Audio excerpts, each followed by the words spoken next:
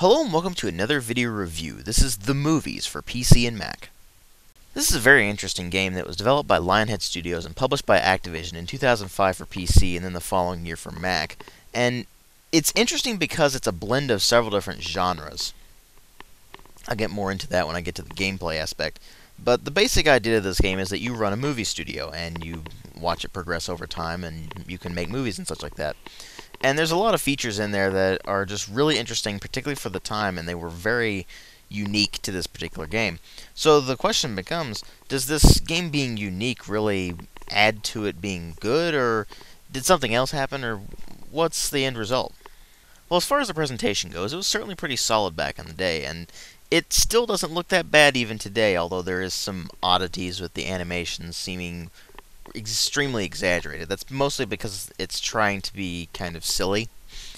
And when you have these exaggerated animations, it kind of takes you out of the experience when you're trying to get the movies exactly what you want them to be. So that does kind of play into things.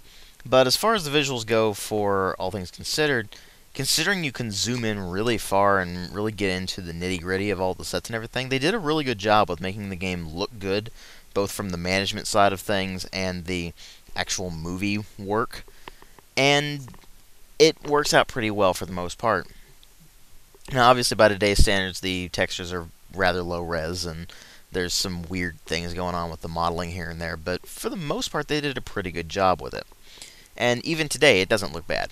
So they, again, did a good job with that. As far as the sound design goes, it's kind of all over the place. On the one hand, you have the music, which is decent. It fits the game fairly well for the most part, but it's nothing particularly impressive, and even though it does fit, you don't really notice it all that much unless you're kind of paying attention or there's not really any sound going on. The sound effects are reasonably good. They do their job, and that's kind of it. Although when you get to the actual movie editing stuff, then the sounds become kind of inadequate, and you find out that it's not really up to snuff in that particular regard. But the voice acting, or should I say lack thereof, is one of the things that gets really annoying about this particular game. Because when people talk in this game, they go like that. That's literally all they say. And so when you have these incoherent, babbling buffoons sitting there giving performances, and it's supposed to follow along with certain things, like there's supposed to be a lip-syncing feature in this game, which I didn't really see like there was one. But stuff like that tends to come across as cheesy and ridiculous, and the end result of it is it gets annoying after a while. So it's kind of like a Sims thing in that regard, where the voice acting, or I should say lack thereof again, is goofy at first, but then it really wears thin really fast. But it's not really the presentation that matters ultimately. Now, what really matters are the story and the gameplay, although the story in this game is basically just set up. You run a movie studio, and you watch that movie studio progress from the early days of cinema on up through today. That's it. That's all the story is. That's all you need to know. And there's an interesting thing about this game in that it is so many different elements all blended together that it's a bit hard to follow at times. As far as the story goes, I mean, it's incredibly simple. It's just set up and then it lets you loose. And so you'd think, oh, well, it's a sandbox game. No, but there is a sandbox mode. I'll get to that in a moment. But the game starts you off. It gives you a brief tutorial of how to place objects, how to turn people into your employees, how to assign actors, how to assign scripts to be cast, and such like that. And no matter what you do, you will always have the same couple of scripts at the beginning of the game. It's always a really, really terrible comedy movie and a really, really terrible like romance, I think. And you have to put up with it because of the way that the game is set up. Now, before I get into this particular aspect, I'm going to mention what the basic idea of the controls is. Again, you have a lot of different aspects to this game. On one level, you have the studio management side, where you build buildings and sets and such like that. Stuff like script writing offices, casting offices, that sort of thing. And then you create employees to run those buildings. And of course, to build the buildings, you have to create builders. They give you plenty of those at the beginning of the game. It's not that big of a deal. In fact, the one thing that it gives you plenty of, no matter what, is builders and janitors. People who are there to maintain the lot. Builders basically, of course, build buildings, but they also repair them, while janitors make sure the place is well kept. They get rid of litter, they water the grass, and that sort of thing. And of course, they're very handy because you have a studio prestige rating. And this prestige rating includes such things as how pretty your studio is. And so they're pretty necessary for this particular game. Now, you build buildings that will allow you to do different things, like, of course, casting office allows you to actually cast and shoot movies. The makeover department allows you to choose what a character looks like in order to improve their image. You also get script writing offices where you can assign script writers to actually write scripts for you automatically. And the odd thing about these scripts is they can be complete garbage and yet still get high ratings. It doesn't really make a lot of sense, but anyway. The thing about this game is that there's a lot of these different things that are going on all in the same lot. You get all those, you get a research building, a laboratory, I believe it's called. I can't remember the exact name of it, I just know what it is. And you build that in order to research packs quicker. And I'll get to that in a moment. And of course you also can build sets, which, that's where you film the movies.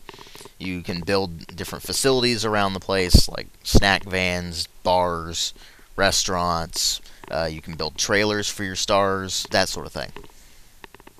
And of course you can create things to spruce up your lot, like fountains or flora or something like that. And those are the basic studio management controls. There's also the aspect of finances.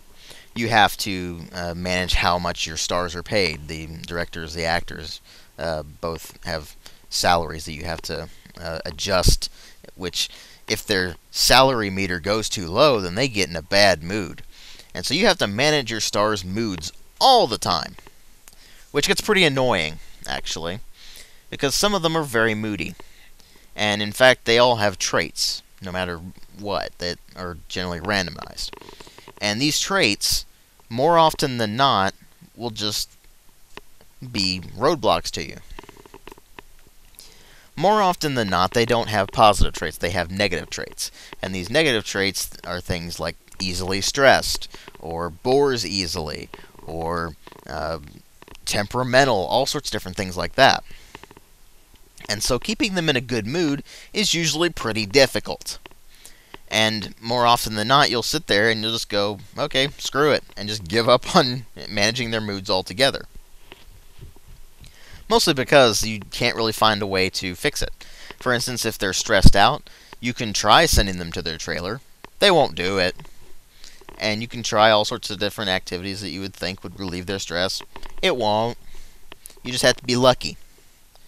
You also have to manage their acquaintances with various people, so you get them talking with other stars, and that will influence how the movie works out. And so you have this star management aspect, which you can sort of compare to something like The Sims. You also have the studio management thing, which you can compare more to a tycoon game. You also have the movie-making aspect of this game, where you can have the custom script writing office, where you can make your own scripts and choose the scenes, choose how they're shot, that sort of thing. It's a pretty rudimentary system, but it works out okay for the most part. The problem being that you have no way of knowing with your custom script writing office how good the script is going to end up, no matter what you do to it. You can actually put something together that would, if you were a human onlooker, would actually be pretty good. Except the game will think it's crap. And meanwhile, you can make something that a human onlooker would think is just garbage, just a bunch of random scenes thrown together for no particular reason, with no continuity or anything like that, and the game will think it's amazing. And it runs the gamut between those ratings. The custom script writing in this game is just downright terrible as far as how well it does when you actually release the movie in the game. Now, the process goes something like this. You have the script writing, which more often than not you're probably going to have your script writers do that for you because it usually turns out a lot better. There's a lot more consistency with that. You cast the movie, where you assign the director, you assign the lead roles, which are, of course, your actors, and then you wait for rehearsals to end, or you can actually shoot it without finishing rehearsals if you want. It usually negatively, well, not usually, it always negatively impacts your films, of course. But then you tell it to start shooting once the rehearsal's done. They will go and shoot the movie, and then when it's done filming, then it will appear outside one of your buildings where you can release it, and then find the reviews for it, see what the critics say about it. And the feedback they give you is fairly helpful for the most part. Things like, hey, this had well-designed sets that were in good condition, or this had overused sets that we're just tired of seeing, or this had an actor that we're really tired of seeing, or this performance was crap because this and this and this. And so at least it gives you a lot of feedback. The problem being, of course, that you can't act on that feedback at all. And the simple reason for that is the way that the game is set up. Now, I mentioned earlier that you have a research lab, and you have to research different unlocks, things like sets or costumes, which are tied to, of course, time periods. Now that makes sense for the most part, except that that extremely limits what you can do as a filmmaker. Now, understandably, this is realistic, but the way they've done it in the game makes it incredibly annoying. You'll sit there and you'll have your guys researching a pack, for instance, and it will get released. And then you'll have access to all these different things. But you'll still have the actors and directors that you had from the previous era, because the game is extremely slow at sending stars your way. It's not as slow sending you stuff like janitors or builders or something like that. I mean, you can choose whether you want them to be a janitor or a builder, but it gives you plenty of those guys. It gives you a fair amount of crew members. In fact, it gives you way too many crew members. But one thing it doesn't give you very much is actors or directors. And so you'll be stuck with the same 2 or 3 stars for a good 20 years in game, and the game will be sitting there telling you, we are so tired of seeing this actor in all of these movies, and your movies will suffer horribly for it, and there's nothing you can do about it at all, because you gotta make money for your studio, right? You have no choice. You have to cast these actors, and maybe they're trying to be somewhat realistic here, but at the same time, it's completely irritating when it comes to the gameplay. You're sitting there wanting to be able to get better reviews and get better movies so you can unlock more things. In fact, you have to unlock certain achievements, so to speak, in order to unlock certain facilities. And you have to do that in certain time periods, otherwise it will basically penalize you for it by not allowing you to unlock that until later. Meanwhile, the AI-controlled studios are flourishing. They're doing fine. They're not making any missteps at all. And you're sitting there squandering every resource you've got, trying to be relevant, and failing miserably at it. Because the game is actively against you the entire time. Now, I should note that it makes sense to some degree to have a difficult game. It does not make sense to have a game that actively opposes everything you want to do in it. You want to sit there and use all the cool stuff from the later eras, where you can have access to more advanced sets, to better scripts, to cooler gadgets and gizmos that you can use to make these films better. You want to have your films top the box office and such like that. But you can't. At least not until really late in the game, if you even make it that far. And I say if, because you'll probably give up really fast. The game is a time sink. Most of your time is spent waiting.